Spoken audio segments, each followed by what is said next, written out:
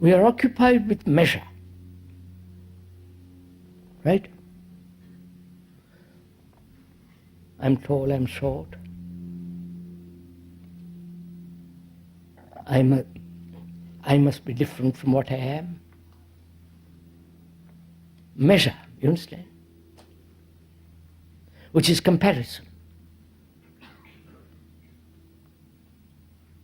Following an example, our whole technological development is based on measure. If we had no measurement, there could be no technological advance. That is, knowledge is movement in measure. I know, I shall know. It's all measurement. And that measurement has moved into the psychological field.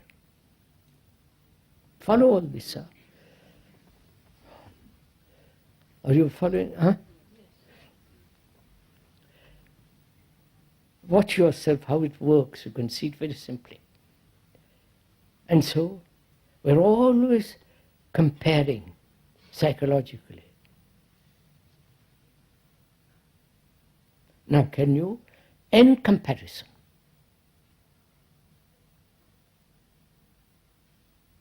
Which is also ending of time. Right?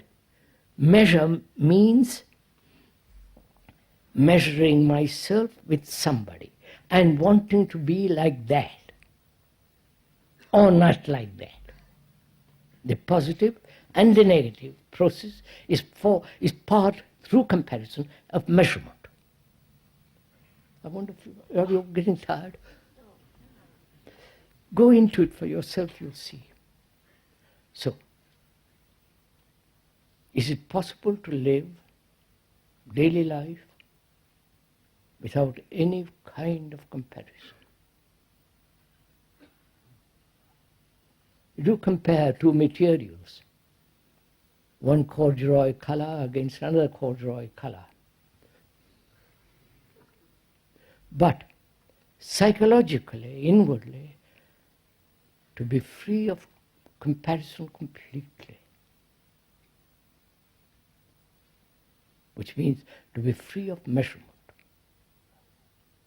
Measurement is the movement of thought. So can thought come to an end? You follow all this?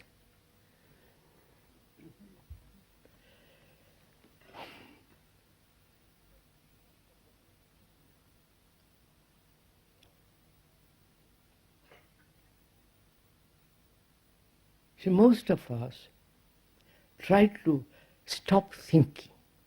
Try to. Which is impossible. You may, for a second, say, I've stopped thinking. But it is forced, it's compelled. It is a form of saying, I have measured a second when I was not thinking. So we are asking something which all the original, real people who went into this question, who said, can thought come to an end? That is, thought born from the known, you understand? Of course, knowledge is the known, which is the past. Can that thought come to an end? That is, can there be freedom from the known? You understand my question? Because we're always functioning from the known. And therefore we have become extraordinarily capable and imitative, comparing.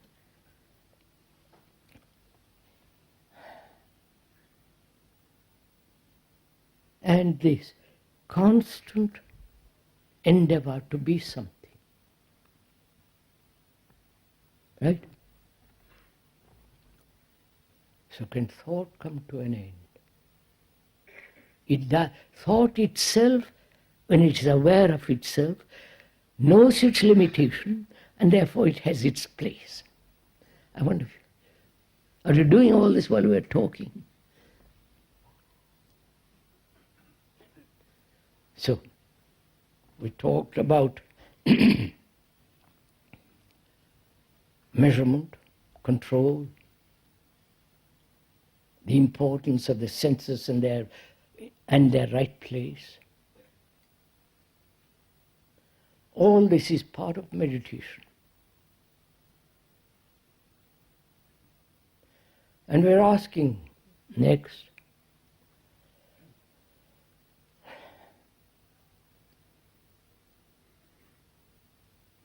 when one has come to a certain point, the senses can develop extrasensory perception, can be, because they become extraordinarily sensitive, telepathy, read other people's thoughts, control various forms of clairvoyance and so on and so on. They are still within the field of the senses, right? So they have not this colossal importance that man is giving to them, right? I wonder if you see this. Speaker has been through all this. Forgive me for entering personally. One has been through all this, and one sees the danger of it, caught in all that sensory excitement, all that. It's stupid. So, though these things there are, definitely, but they are irrelevant.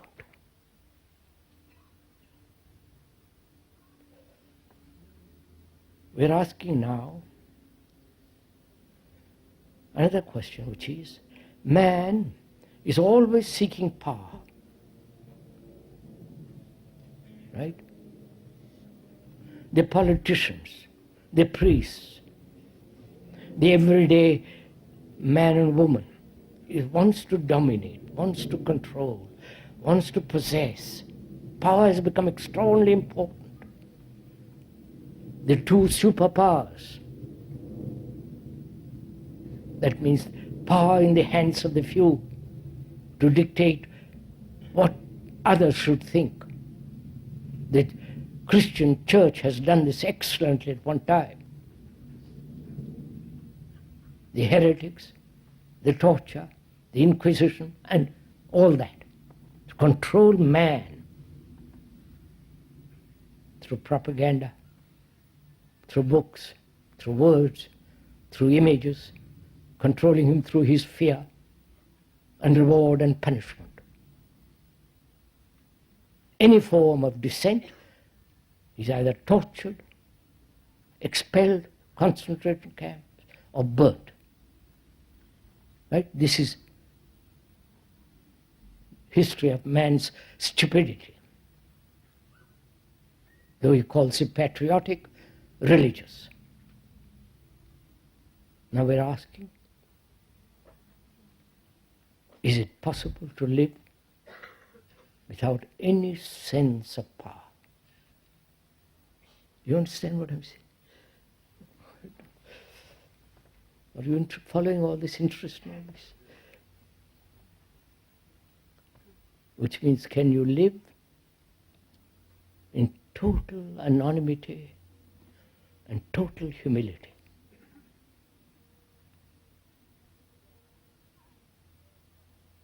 You may have a name, you may write a book, or talk like we're doing, and be somewhat famous or notorious, whatever you like to use the word.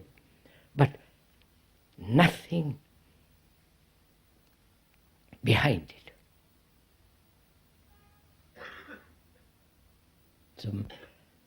So you're not seeking power through clairvoyance, through telepathy, all this can be used by governments to control the captain in the submarine. They're all experimenting with all this, for God's sake, aware of all this. And can one live without any sense of power? You know, there's a great beauty in that, to be totally anonymous. And the whole world is seeking identity, power, position. Now, next question is, can the brain, please listen to this, can the brain, which is millions and millions years old, so heavily conditioned, so full of all that a man has collected through centuries, and therefore is acting mechanically all the time, can that brain be free from the known? And can that brain never get old? Old in the sense physically. You understand what I'm talking about? Don't you ask these questions? Do you? Perhaps you do when you get old, when you are somewhat decrepit, when you have lost your capacity to think, you're losing your memory, and then you say, oh my God, I wish I could go back and be young again, to have a fresh mind, young mind, decisive mind. Don't you ask this sometimes? Whether this brain can lose its burden and be free and never deteriorate. Don't say yes or no. Find out. Which means, please listen if you are interested in this, which means never psychologically register anything. Right?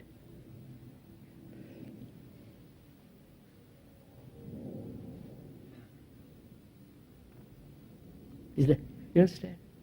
Never to register the flattery, the insult, the various forms of impositions, pressures. Never. To keep the tape completely fresh. Then it is young.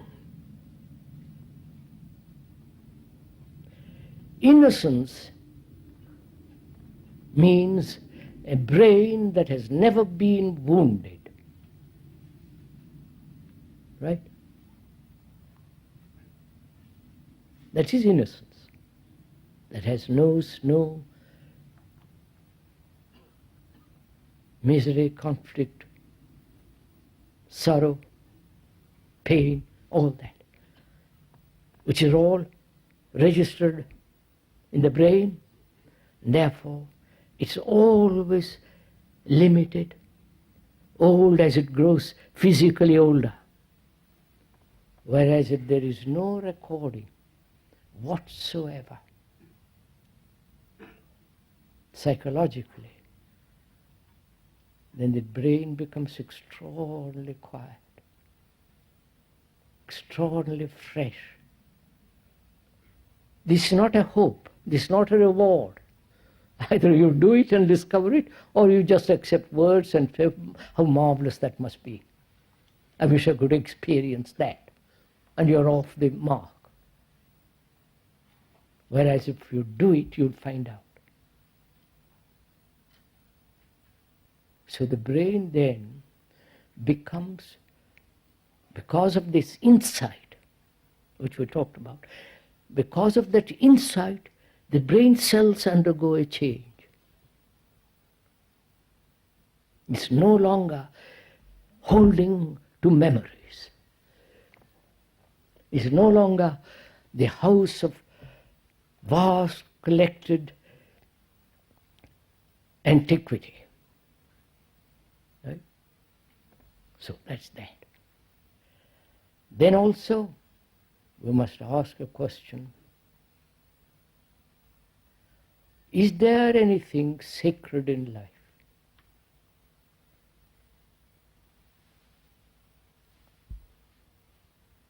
Is there anything that's holy, untouched by thought? You understand my question? Please understand the question itself.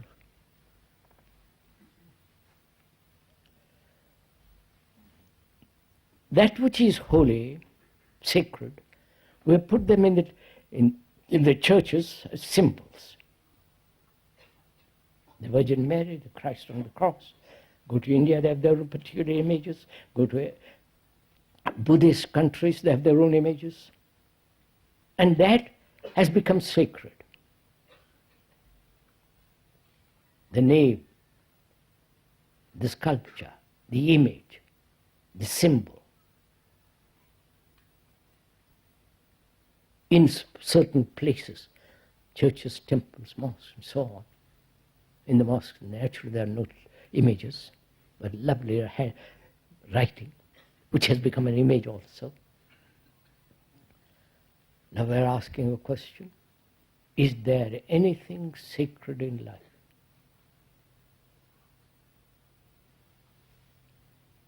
Sacred being, that which is deathless, timeless, from eternity to eternity. That which has known no beginning and no end. You understand? We're asking this. You can only find that out. Now, you can't find it out. Nobody can find it out. It may come when you have discarded all the things that thought has made sacred. The pictures, the museums, the music, the churches and their beliefs, their rituals, their dogmas. All that is understood and discarded completely. There is no priest, no guru, no follower.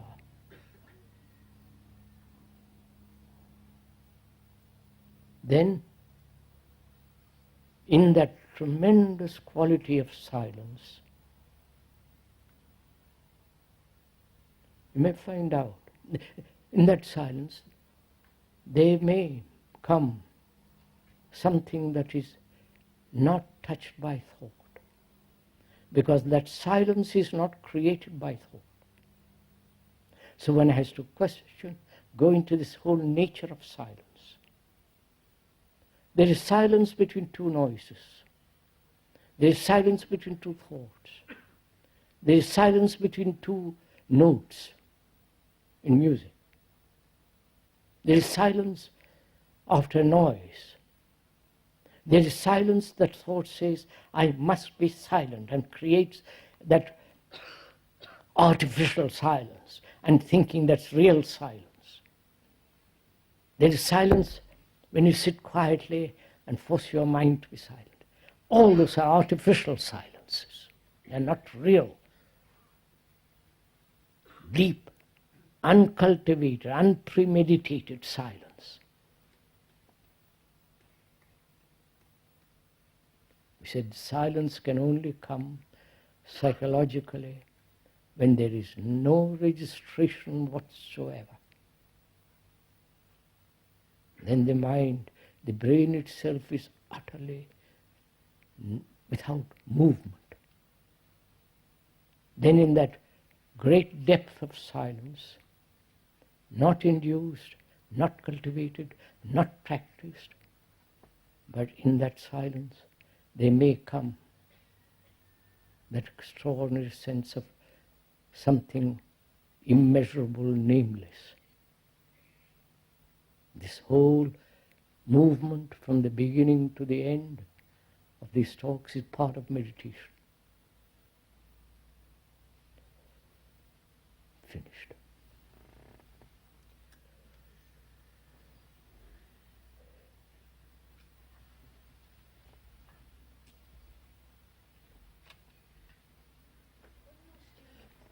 I'm sorry, you can't ask questions after this.